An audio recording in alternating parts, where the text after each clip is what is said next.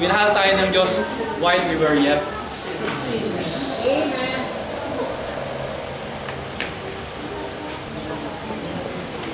This 2016, simulan natin ang tama. Ang pakikipag-ugnayan, pakikitungo sa mga taong nakakasalamuhan natin. They're not perfect. You're not perfect. Pero yung prinsipyo ang Diyos. Amen. Para ma-enjoy natin ang mundong hindi perfecto. Kaya, tulong ng Panginoon. Ayaw tayong lahat ay mundo. Maraming Diyos, salamat sa inyong salita. Praise God. Nasasaktan kami. Dahil sinaktan kami.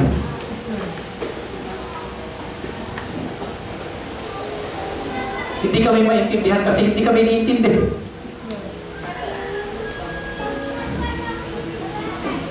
Hindi kami ikinala kasi hindi marunong bumanang.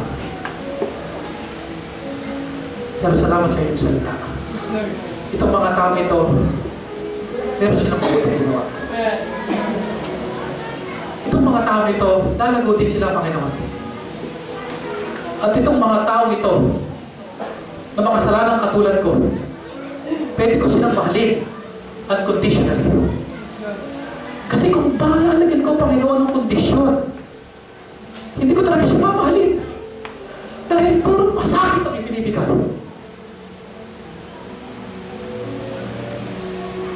Sa mga bisita, alam mo ba na ang Panginoon sa Kristo na nagtuturo na ito, na siya ang kailangan mo para ma-enjoy mo ang buhay. Makasalanan tayo, pero namatay ang Panginoon sa Kristo sa cross.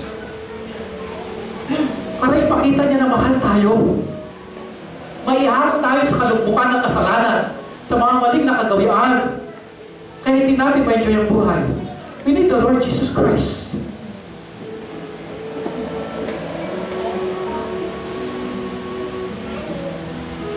Sa mga miyembro ng iglesia ito, forward tayo. Manalangin tayo sa Panginoon.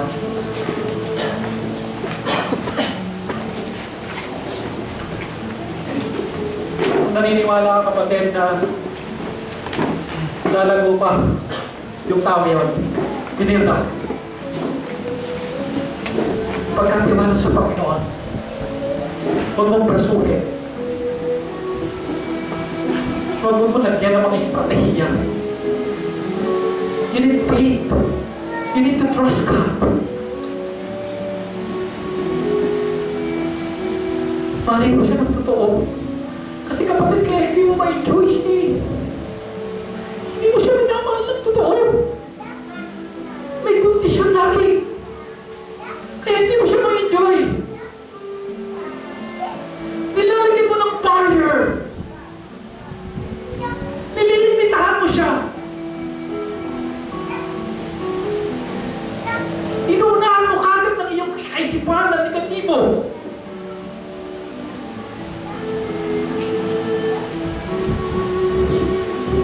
Pero kapag pala totoo mo siyang minahal unconditionally,